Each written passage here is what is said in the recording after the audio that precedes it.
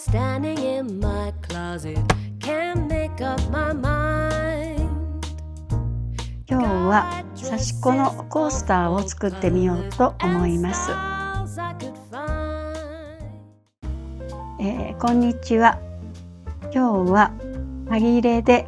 一番小さくて一番簡単な刺し子のコースターを作ってみようと思います。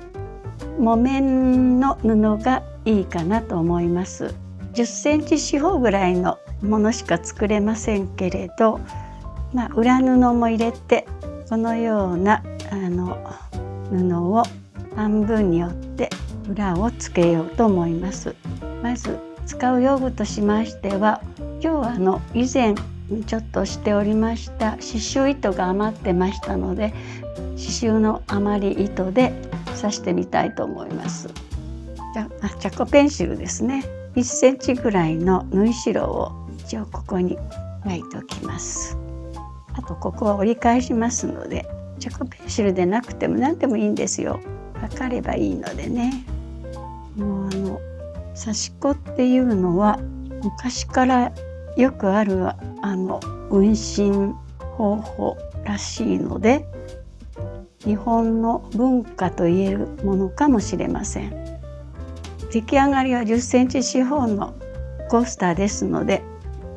ここ真ん中のところらへんで重心をちょっとつけておきますね。模様のちょっとだけ下書き風なところで、まずここの真ん中を十字にしておきますとちょっとやりやすいですのでね。チャコペンシルなんかは100均で売ってますので、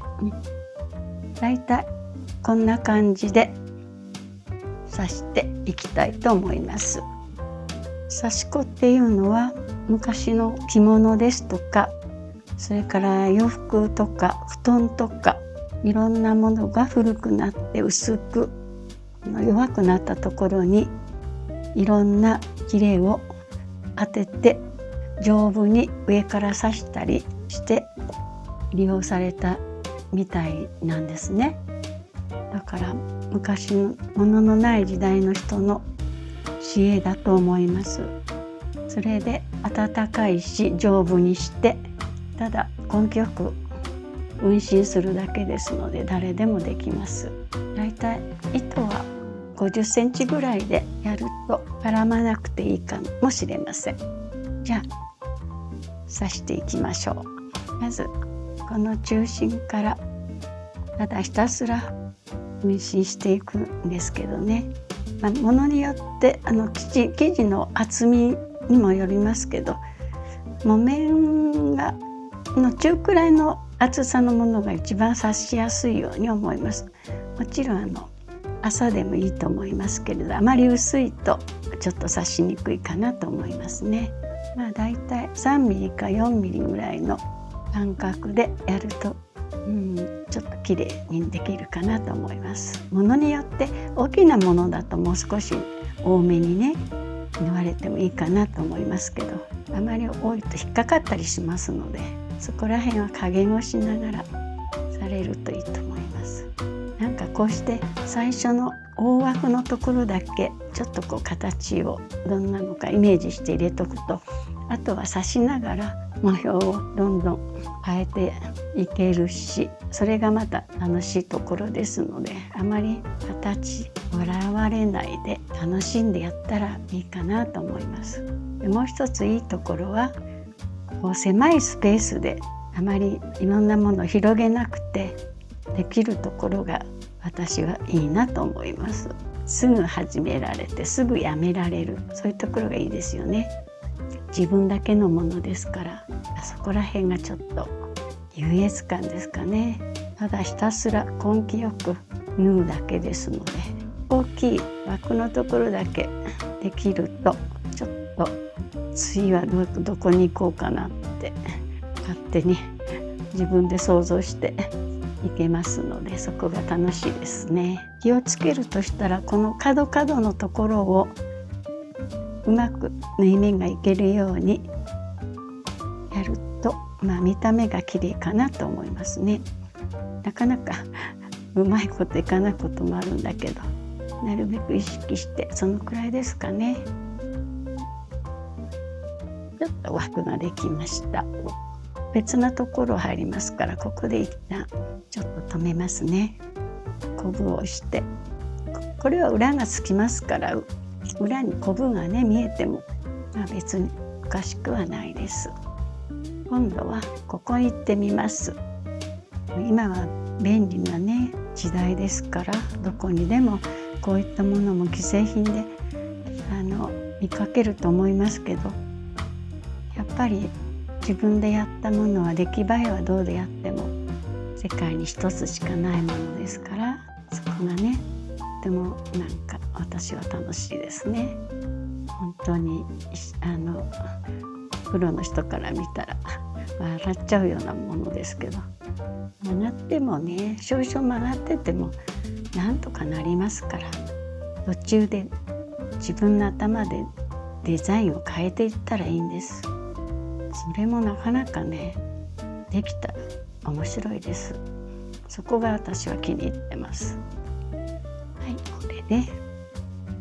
斜めが1本入りました。ここでまたちょっとこぶしてきますね。もう一つここに入れましょう。ちょっと大きなところのデザインだけはちょっと下書きをしとくとね、後々形が取りやすいので、それだけはしといた方がいいかなと思います。そこからあとは自分が考えた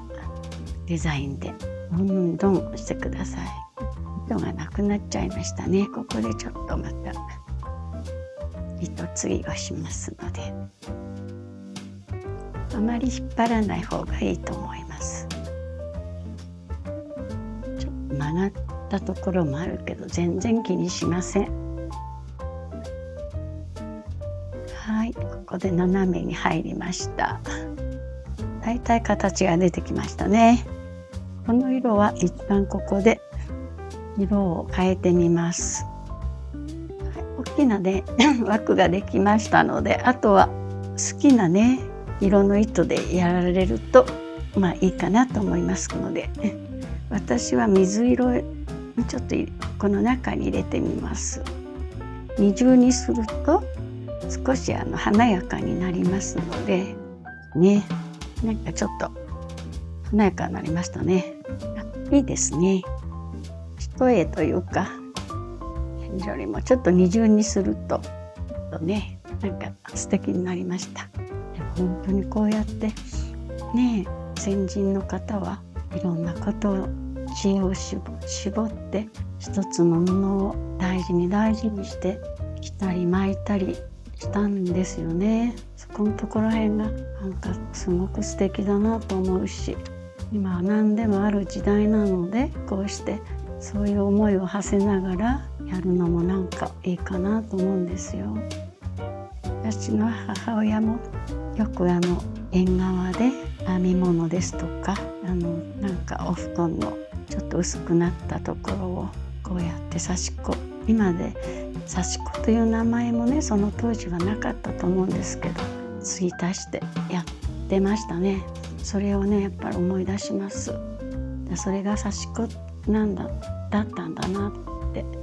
今になるとね思いますね。どうでしょう。もうちょっとでねこの枠取ったら布に対しての色合わせも結構これは楽しくてそれも一つあるんですよね。色をどんな色にしようかなとか考えるのも一つ楽しいですしね、何でも楽しんでやらないと出ませんもんね。そうしちゃいますもんね、どうせやるのね。私も目が悪くなりましたから細かい作業はなかなか難しいんですけど、このくらいで自由にするというところがいいかなと思ってます。好きなようにね、あとここ入れるだけだか